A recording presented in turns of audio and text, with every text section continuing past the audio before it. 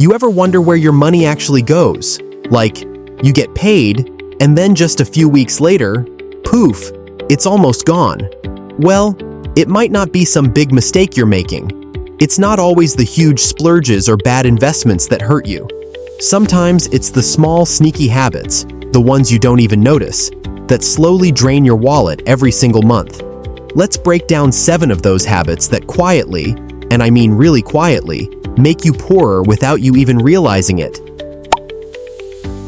Number 1. Ignoring subscriptions you don't use. Let's start simple. How many streaming services, apps, or tools are you still subscribed to, but haven't touched in weeks or months? You know, that $9.99 for a meditation app you used once, or that editing software that just renews quietly every year? Yeah, those charges are sneaky. $9.99 here, $14.99 there. It adds up before you even notice. Set a monthly reminder, or use apps like Rocket Money or Truebill to check your subscriptions. You might save $100 or more just by cleaning out what you're not using. Number 2. Not tracking where your money goes.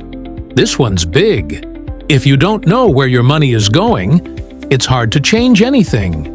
It's like trying to lose weight without tracking what you eat. It just doesn't work. You don't need a massive spreadsheet. Just 5 minutes once a week. Check your transactions. See your top 3 expenses. Ask yourself, was this worth it? You'll start noticing patterns. And the moment you become aware, you naturally start spending smarter. Number 3. Overusing food delivery or takeout. Let's be real, we all do it. It's late, we're tired, and that delivery app, way too convenient. But let's do the math. A $25 order, 3 times a week? That's $300 a month. That's $3,600 a year, just for convenience. Not saying you should never treat yourself. Balance is key. But even cutting back to once a week can save you hundreds, maybe even thousands. 4. Paying the minimum on credit cards. Here's the trap. You pay the minimum, and it feels like you're staying afloat. But interest? It's quietly piling up behind the scenes. Even a $500 balance, if left untouched, could cost you hundreds over time. It's like throwing money into a black hole. If you can, add even $20 to $50 above the minimum each month. It shortens your payoff time and slashes the interest you pay. Number 5. Putting off investing until later. This one hits home for a lot of people. You think, I'll start investing once I earn more, or I'll wait until things settle. But here's the deal. Time is more important than the amount you invest.